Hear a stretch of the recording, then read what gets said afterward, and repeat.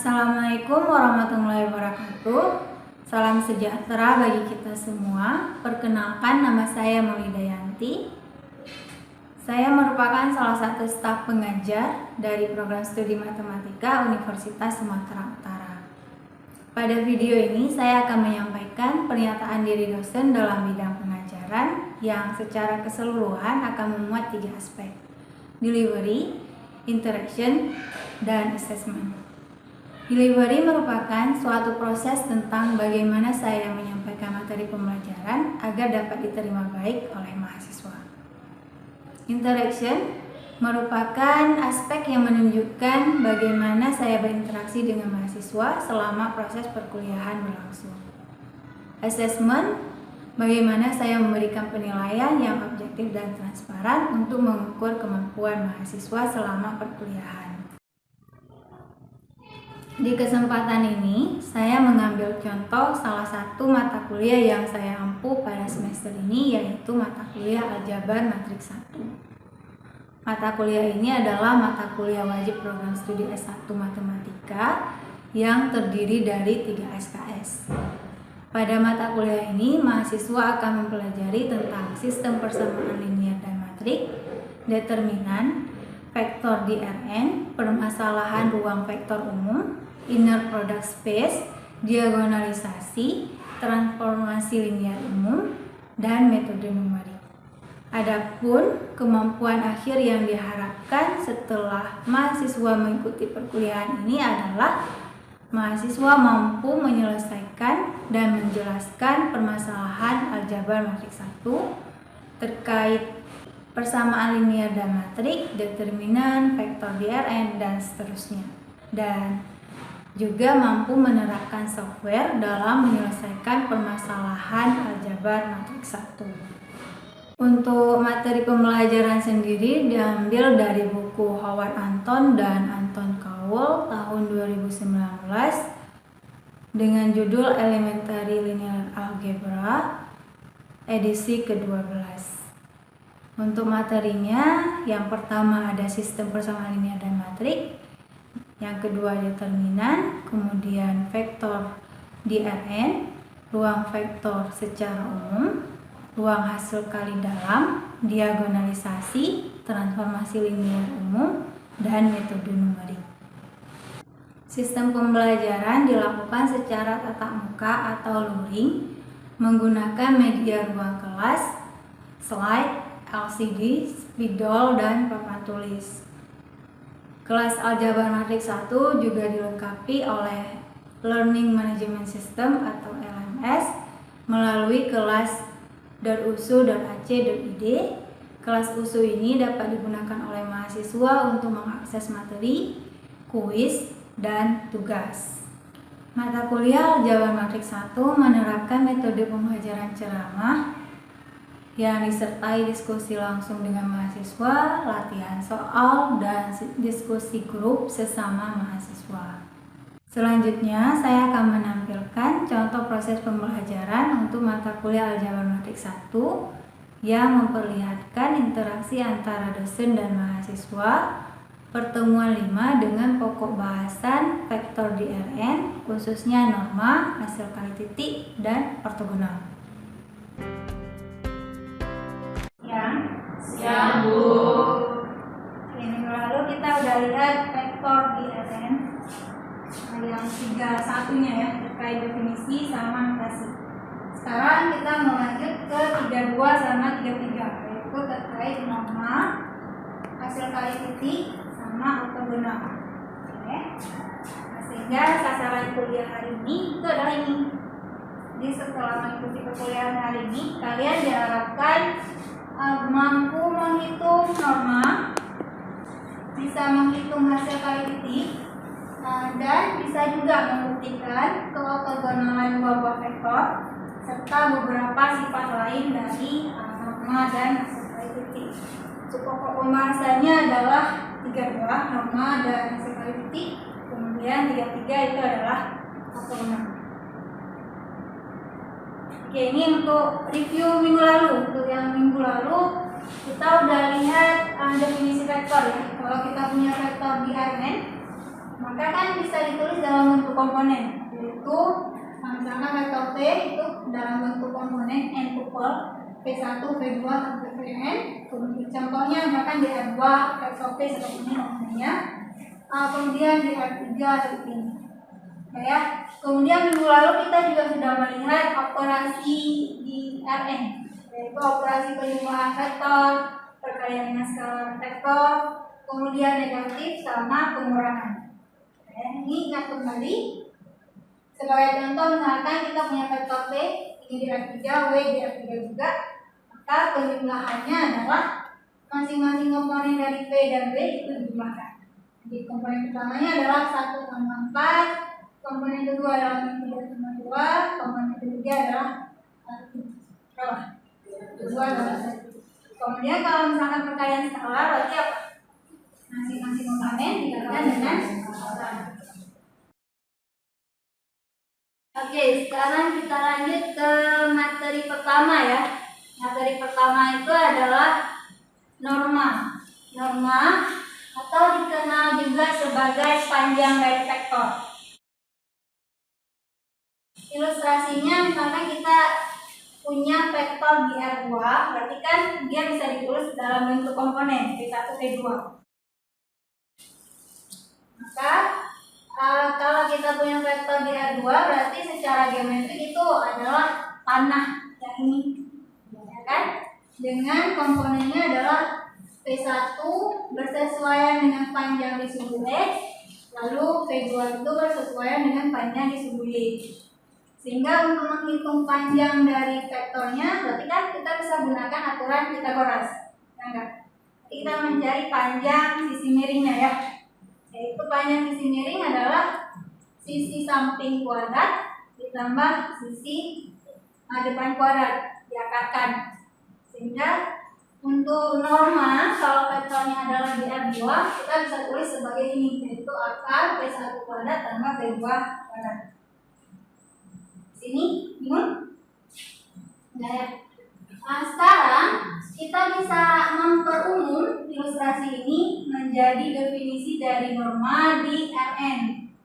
Jadi definisinya apa? Misalkan kita punya vektor P, P1, P2 sampai Pn, komponennya ya. Maka norma dari vektor P itu adalah notasinya ini. Itu definisinya adalah akar dari penjumlahan kuadrat masing-masing komponen. Sampai sini bingung nggak?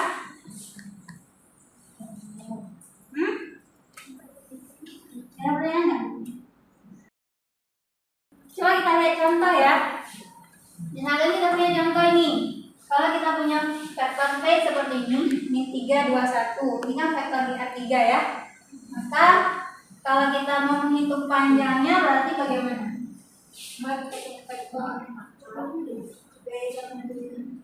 Tiga, dua, satu. Maka panjang dari vektor P itu adalah tadi apa? Akar dari 3 kuadrat tambah 2 kuadrat tambah 1 kuadrat. Hasilnya akar berapa?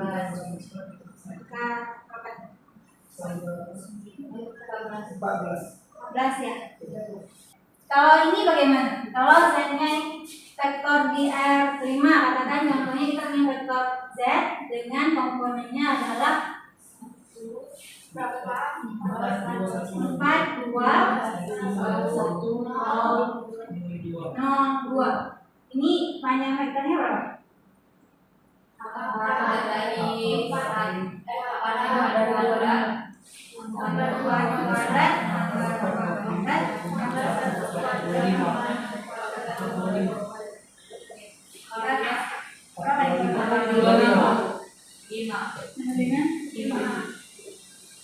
normal bisa ya? Nah sekarang coba kita lihat teorema. Teorema ini merangkum sifat dari norma yang berlaku di R2. Kalau di R2 kita tahu tadi norma itu kan panjang vektor, ya kan? Panjang vektor ya. Jadi kalau panjang itu artinya apa? Nilainya positif ya atau minimal 0, ya kan? Jadi yang pertama kita tahu bahwa dia berlaku apa? Panjang vektor itu tidak negatif, atau dengan kata lain dia Lebih sama dengan 0. Kemudian vektor 0 itu adalah satu-satunya vektor dengan panjang 0. Lalu sifat yang ketiga itu adalah mengartikan suatu vektor dengan skalar itu akan melipat gandakan panjangnya sebesar kuartal. Sifat yang berlaku di R2 ini bisa kita tulis dalam teorema 321 seperti ini. Jadi kalau kita punya vektor V di Rn dan K-nya adalah skalar, maka sifat yang pertama berlaku adalah apa? Bahwa norm dari V itu lebih sama dengan 0. Kemudian yang kedua itu adalah norm dari V sama dengan 0 jika dan hanya jika V-nya adalah vektor 0. Kemudian yang ketiga itu adalah norm dari KV itu adalah mutlak K kali norm V. Nah, ya. Ini ada 3 poin. Kita coba buktikan yang 1 poin saja ya. Yang 2 poin lain digunakan sebagai latihan. Coba yang poin C buktinya bagaimana? Karena ini vektor di Rn, berarti kan kita bisa tulis dalam bentuk komponen ya. Jadi yang membuktikan apa? Akan kita buktikan ini kan. Yang mau dibuktikan itu adalah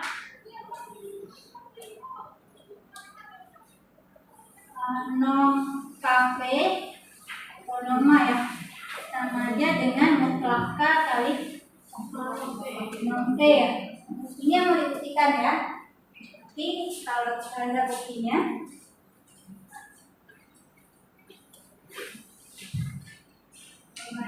bisa nggak? Coba lihat dulu. Karena ini sembarang vektor di Rn, berarti kita bisa tulis dalam bentuk komponen. Jadi misalkan ini ya buktinya. Misal P itu kan vektor di Rn, ya enggak? P itu vektor di Rn. P yang Rn. Maka apa? Maka P ini bisa ditulis sebagai misalkan aja P1, P2 sampai N ya. Yang membuktikan bahwa norma KP sama dengan mutlak K kali norma P ya. Kita bergerak dari kiri, kita jalankan sampai ketemu yang kanan. Coba. Ini kita butuh K kali P dulu, ya enggak? Sehingga kita punya KP-nya apa? Perkalian dengan skalar vektor kan? Berarti adalah K kali P1, Kp2 sampai Kpn. Akibatnya apa? Akibatnya kita punya, kalau kita mau mencari norm dari Kp berdasarkan definisi dari norm tadi apa? Akan masing-masing komponennya dikuadratkan lalu dijumlahkan, ya kan? Berarti ini dikuadratkan, jumlahkan dengan ini dikuadratkan ya. Ini adalah Kp1 kuadrat tambah Kp2 kuadrat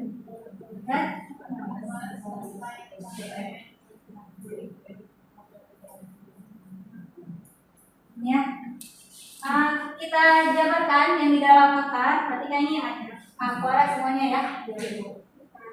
Kan K kuadrat bisa.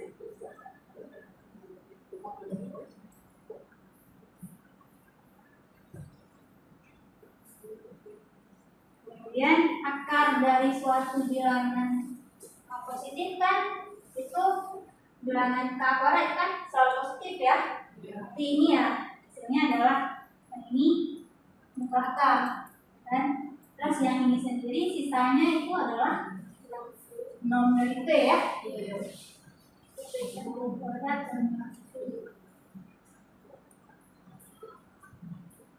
Ini kita mulai apa? K mutlak K kali norm pembuktian. Oke, sampai sini ada yang mau ditanyakan nggak?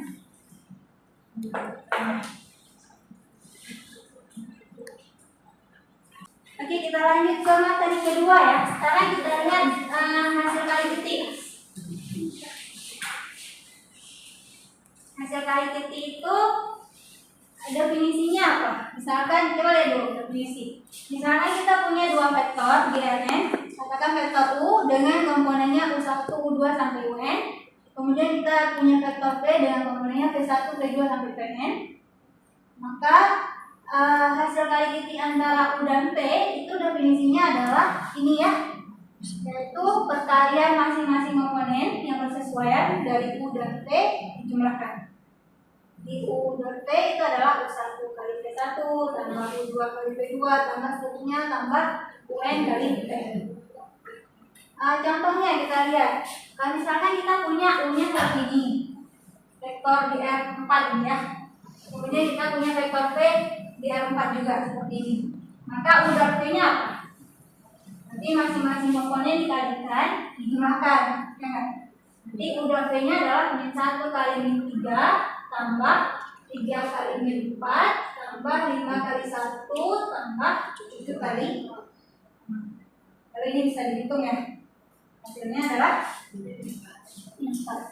Jadi tadinya kan kita punya vektor, ini vektor, ini vektor. Tapi untuk perkalian itu menghasilkan suatu skalar ya, suatu nilai. Kalau vektor kali skalar jadinya vektor ya.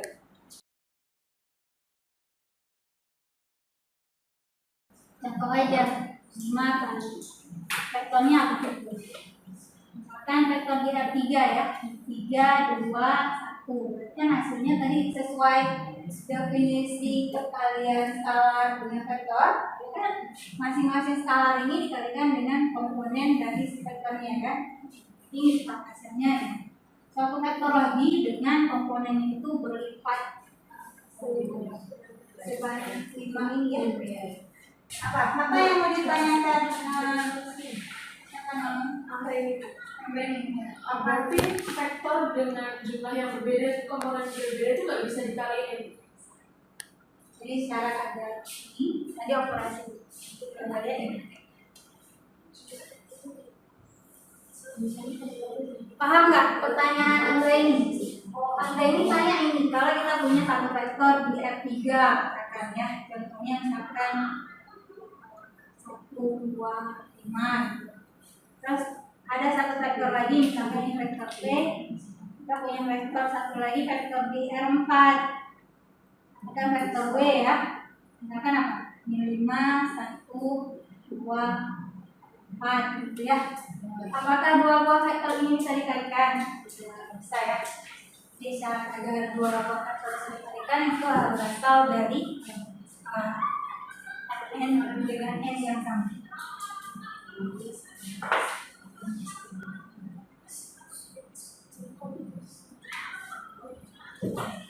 Oke, sekarang coba lihat. Kalau misalkan kita punya vektor U dan P-nya itu sama. Kalau U dan P-nya sama, berarti kan kita punya P dan P-nya jadi apa? Jadi komponen pertama dari P dikuadratkan tambah komponen kedua P kuadratkan dan ini ya.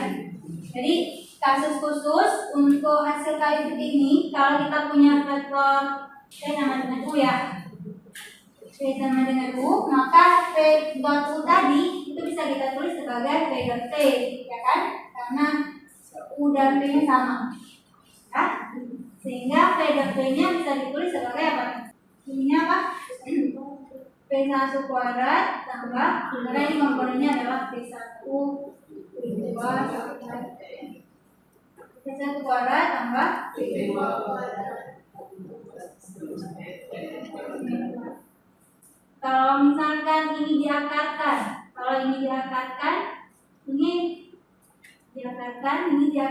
ini jadi apa? Yang luaskan. Nom P ya. Jadi ini jadi nom P. Atau kalau kita tuliskan, berarti dari sini kita bisa tulis apa? P pangkat sekuat 2 sama dengan nom P, ya kan? Atau kalau kita biar ingatnya lebih gampang, kalau dikuadratkan kedua ruas lagi, kita punya P dot P sama saja dengan nom P kuadrat. kuadrat. Jadi untuk mencari norm, sekarang untuk mencari norma itu udah bisa pakai hubungannya dengan hasil kali titik. Jadi kalau kalian pakai hasil kali titik untuk mencari norma V, sebenarnya itu adalah hasil kali titik antara V dengan V pangkat setengah. Oke, ya. Jadi kita punya hubungan. Yuk kita lanjut. Ya. Hasil kali titik kan seperti ini tadi ya, yaitu penjumlahan dari perkalian masing-masing komponen yang bersesuaian. Nah, sekarang kita punya beberapa sifat yang berlaku di hasil kali titik. Yang pertama, misalkan kita punya UVW itu adalah vektor Bn, K itu skalar, maka kita punya 4 sifat ini. Yang pertama adalah sifat simetris, bahwa U dot V sama dengan V dot U. Jadi mau dikalikan, mau ditulis U sebelah kiri ataupun U sebelah kanan, itu nggak masalah ya. U dot V sama dia dengan V dot U. Kemudian kita juga punya sifat distributif, bahwa U dot dalam kurung V tambah W itu sama aja dengan U dot V tambah U dot V.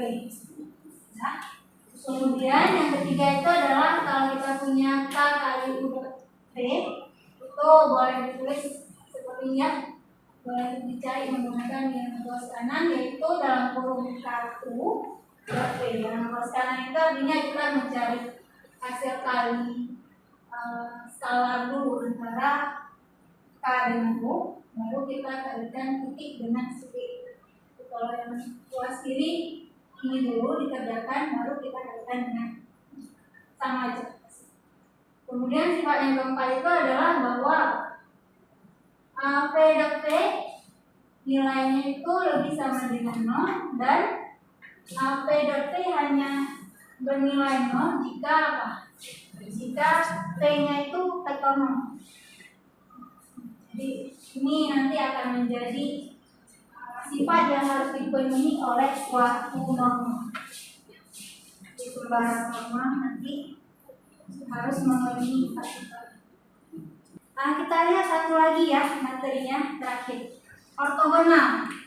Ortogonal itu apa? Coba lihat definisinya. Dua buah vektor yang tidak 0, U dan V katakan di Rn, dikatakan ortogonal atau tegak lurus jika apa?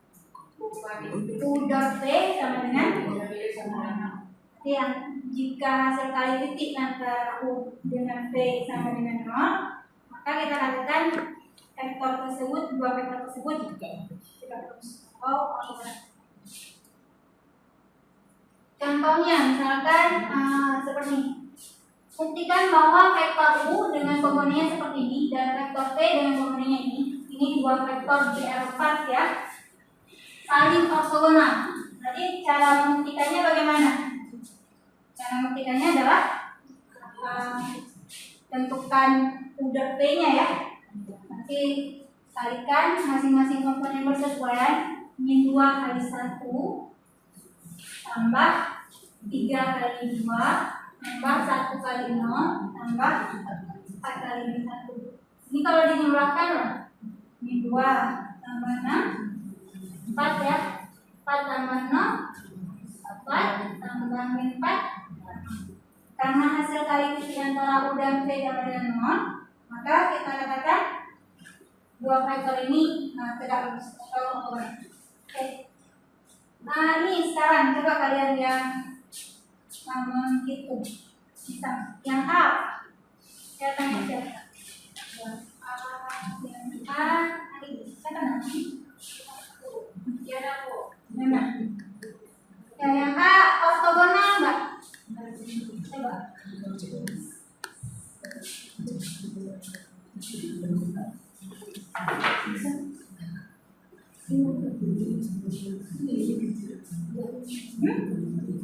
Ortogonal.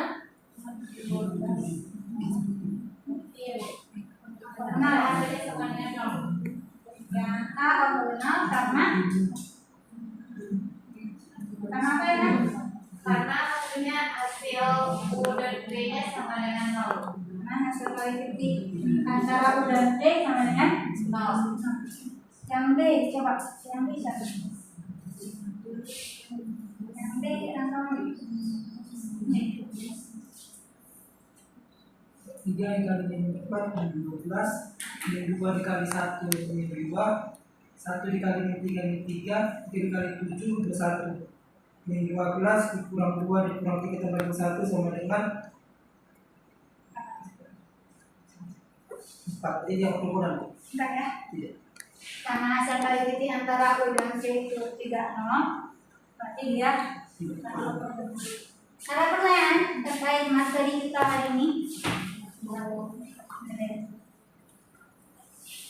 Materinya sudah selesai hari ini. Ini coba kalian kerjakan sebagai PR ya. Nanti ini ada di 32, 33 buku kalian. Ada di sini ya. Buku halaman dan buku ibu kita. Coba kalian kerjakan nanti yang latihan 32 sama 33. Oke, minggu depan kita lanjut ke 34 ya, geometri dari sistem linear sama terakhir satu lagi hasil kali silang. Oke, kita selesai. Terima kasih untuk hari ini. Terima kasih, Bu. Terakhir, terkait aspek asesmen atau penilaian untuk mengukur kemampuan mahasiswa dilakukan secara objektif dan transparan dengan indikator penilaian ada 5. Yang pertama case method, bobotnya 50%, kuis 5%, tugas 10%, UTS 15%, dan yang terakhir UAS 20%. Case method yang diberikan merupakan tugas kelompok terkait topik-topik pembelajaran yang telah diberikan di kelas untuk diselesaikan secara teoritis ataupun menggunakan software.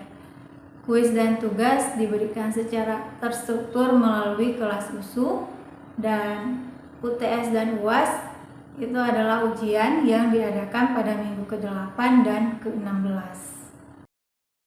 Itulah ketiga aspek delivery, interaction, dan assessment atau disingkat dengan DIA yang saya terapkan di mata kuliah Aljabar Matriks 1. Sekian, Assalamualaikum warahmatullahi wabarakatuh.